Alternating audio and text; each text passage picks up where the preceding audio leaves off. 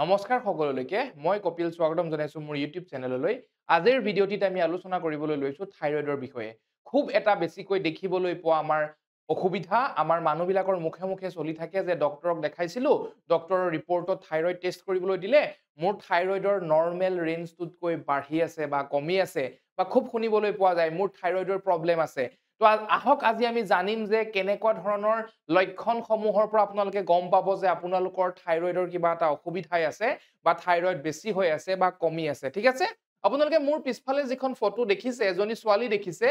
সেই ছোৱালীগৰাকীয়ে ডিঙিত হাত দি আছে আমি সকলোৱে হয়তো গমেই পাওঁ যে আমাৰ ডিঙিৰ অংশত থাইৰয়ড গ্ৰন্থি থাকে সেই থাইৰয়ড গ্ৰন্থি বা থাইৰয়ড গ্লেণ্ডে আমাৰ থাইৰয়ড হৰমোন বা ৰাসায়নিক দ্ৰব্য যাক আমি থাইৰয়ড হৰমোন বুলি কওঁ সেই দ্ৰব্যবিধ নিৰ্গত কৰে ঠিক আছে আৰু সেই দ্ৰব্যবিধে আমাৰ শৰীৰত বিভিন্ন ধৰণৰ কামত সহায় কৰে আৰু সেই গ্ৰন্থি আমাৰ থাইৰয়ড গ্ৰন্থিয়ে নিৰ্গত কৰা থাইৰয়ড হৰমোনৰ যদি কম বেছি পৰিমাণে থাকে নৰ্মেল যিটো ৰেঞ্জত থাকিব লাগে তাতকৈ যদি বাঢ়ি থাকে বা কম হৈ থাকে বিভিন্ন ধৰণৰ সমস্যাৰ সৃষ্টি কৰে এতিয়া মই আলোচনা কৰিবলৈ বিচাৰিছো যে কেনেকুৱা ধৰণৰ লক্ষণসমূহৰ পৰা আপোনালোকে গম পাব যে আপোনাৰ থাইৰয়ডৰ কিবা এটা অসুবিধা আছে মই প্ৰথম ক'ব লাগিব যদি আপোনালোকে এনি টাইম ভাগৰুৱা অনুভৱ কৰি থাকে হয় আপুনি কিবা এটা কাম কৰিছে আপোনাৰ ভাগৰ লাগিব পাৰে স্বাভাৱিক কথা কিন্তু যদি আপুনি ৰেষ্ট পজিশনত আছে বা আপুনি ৰেষ্ট কৰি আছে বা আৰাম কৰি আছে তাৰ ফলতো যদি আপোনাৰ ভাগৰুৱা অনুভৱ লাগি আছে খুব টোপনি লাগি আছে একো কাম কৰিবলৈ মন যোৱা নাই নিজকে এলেহুৱা যেন লাগি আছে তেতিয়া আপুনি অনুভৱ কৰিব পাৰে হয়তো আপোনাৰ থাইৰয়ডৰ কিবা এটা অসুবিধা হৈছে তাৰ পিছত মই কম ডিঙিৰ অংশ যদি আপোনালোকৰ ফুলি উঠে মই এখন ফটো দেখাব বিচাৰিম এই ফটোখনত দেখিছে এজনী ছোৱালীয়ে নিজৰ হাতেৰে ডিঙি ধৰি আছে আৰু নৰ্মেলতকৈ অকমান ডিঙিটো ফুলি আছে যদি আপোনালোকৰ ডিঙিটো তেনেকৈ ফুলি যায় আৰু লগত অলপ বিষ থাকে কেতিয়াবা আপোনালোকে পানী যদি যেতিয়া পানী গিলে ডিঙিত অলপ বিষ অনুভৱ কৰে বা আমাৰ যিটো খেপ গিলা বুলি কয় খেপ বা মুখৰ যে আমাৰ থু বা আমাৰ যে লেলাৱতি যদি আপুনি যেতিয়া গিলি দিয়ে যদি আপোনালোকৰ বিষ অনুভৱ হয় বা এনেকুৱা ধৰণে ফুলি উঠে হয়তো আপোনালোকে অনুভৱ কৰিব পাৰে যে আপোনালোকৰ থাইৰয়ডৰ কিবা এটা অসুবিধা হৈছে ঠিক আছে তাৰ পিছত মই কম বুকুৰ ধপধপনি কেতিয়াবা বহুত বেছিকৈ হ'ব পাৰে কেতিয়াবা একেবাৰে কমকৈ হ'ব পাৰে যাক আমাৰ ইংলিছত এৰিথমিয়া বুলি কোৱা হয় ঠিক আছে বুকুৰ ধপধপনি বহুত বেছি জোখতকৈ বহুত বেছি আপোনালোকে প্ৰত্যেকই গম পায় নিজৰ বুকুখন নৰ্মেল এটা ৰেঞ্জত কেনেকৈ ধপধপাই থাকে যদি কেতিয়াবা জোখতকৈ বহুত বেছি হৈ যায় বা কেতিয়াবা জোখতকৈ একেবাৰে কমি যায় সেইটো আমাৰ এৰিথমিয়া বুলি কোৱা হয় আৰু তেনেকুৱা যদি আপোনালোকে অনুভৱ কৰে হয়তো আপোনাৰ কিবা এটা থাইৰয়ডৰ অসুবিধা আছে বুলি আপুনি গম পাব পাৰে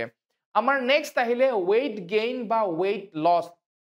আপুনি কোনো ডায়েট মেইনটেইন কৰা নাই বা আপুনি নিজেই মনত ভাবি লোৱা নাই যে মই মোৰ weight কমাব লাগে বা মই অকনমান শকত হ'ব লাগে কিন্তু ঘপককৈ আপুনি দেখা পাইছে দুই এদিনত আপোনাৰ weight বহুত কমি গৈছে বা ঘপককৈ 10-15 দিনত আপোনাৰ weight বাঢ়ি গৈছে তো তেনেকুৱা যদি কিবা এটা আপোনালোকে নিজৰ জীৱন প্ৰণালীত খালখলনি দেখা পায় তেতিয়াও আপোনালোকে গম পাব পাৰে যে আপোনাৰ কিবা এটা থাইৰয়ডৰ সমস্যা হ'ব পাৰে ঠিক আছে তাৰ পিছত মই কম ড্ৰাইনেছ বা আমাৰ শুকান আপোনালোকৰ ছাল বিলাক একেবাৰে শুকাই যাব পাৰে নখ বিলাক ফাটি যাব পাৰে নখ ফটা আৰু ছাল শুকাই খুতুৰা পৰা আপোনাৰ যিটো সিজনত ছাল খুতুৰা পৰিব নালাগে ছাল ফাটিব নালাগে তেনেকুৱা সিজনতো যদি আপোনালোকৰ ছাল শুকাই গৈছে বা খুতুৰা পৰিছে বা ফাটি গৈছে তেতিয়া আপুনি অনুভৱ কৰিব পাৰে যে আপোনাৰ থাইৰয়ডৰ কিবা এটা অসুবিধা হৈছে তাৰ পিছত এটা গুৰুত্বপূৰ্ণ কথা হৈছে মহিলাসকলৰ ক্ষেত্ৰত অনিয়মিতভাৱে হোৱা মাহেকীয়া ঋতুস্ৰাৱ আপোনালোকৰ কেতিয়াবা নৰ্মেল ডেটতকৈ বহুত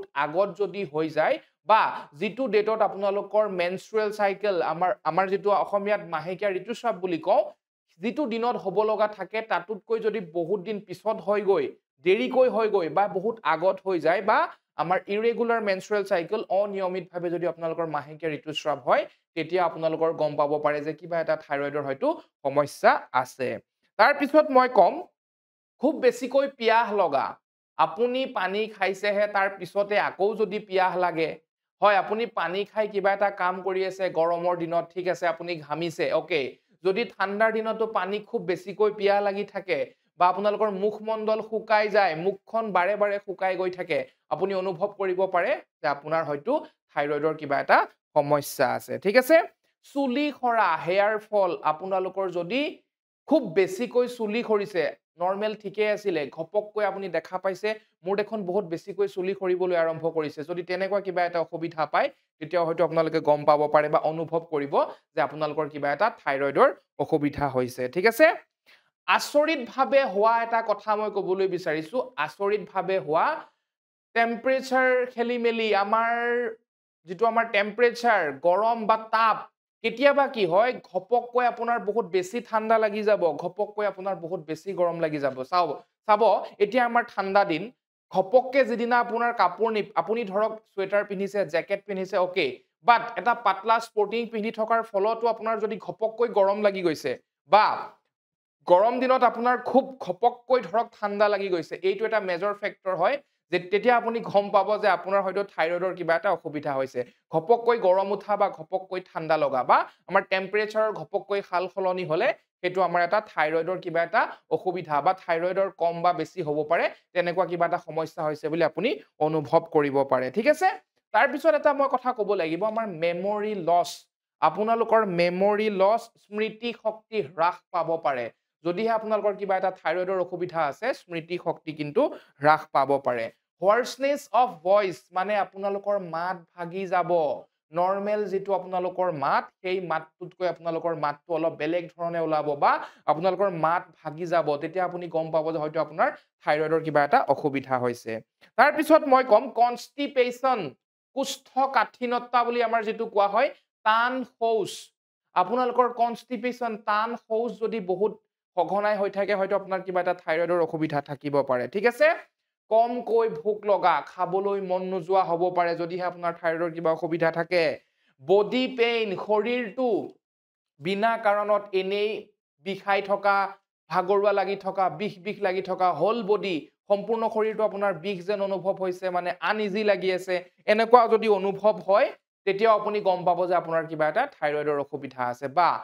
IBS irritable bowel syndrome আপুনি খোৱাৰ পিছতেই লেট্ৰিন লাগিব পাৰে আপুনি ভাত খাইছেহে খোৱাৰ পিছতেই আপোনাৰ শৌচ কৰিব লাগিছে বা শৌচ কৰি আহিছে 5 মিনিটৰ পিছত আকৌ লাগিছে বাৰে বাৰে যদি শৌচ কৰিব লাগে এদিনত 5-6 মানকৈ যদি আপোনালোকে শৌচ কৰে তেতিয়া হয়তো আপোনালোকৰ এটা অসুবিধা থাকিব পাৰে যাৰ যেটো অসুবিধা আপোনালোকৰ থাইৰয়ড গ্ৰন্থিয়ে আমাৰ নিৰ্গত কৰা থাইৰয়ড হৰমনৰ ইফাল সিফাল হোৱাৰ ফলত হ'ব পাৰে ঠিক আছে এতিয়া মই আপোনালোকক লক্ষণখিনিৰ কথা কলো এতিয়া মই আপোনালোকক কম যে আপোনালোকে কি কৰিলে নিজৰ জীৱন প্ৰণালীত খাল খলনি কৰি কেনেকৈ আপোনালোকে অকনমান উপশম পাব পাৰে প্ৰথম কথা মই ক'ব লাগিব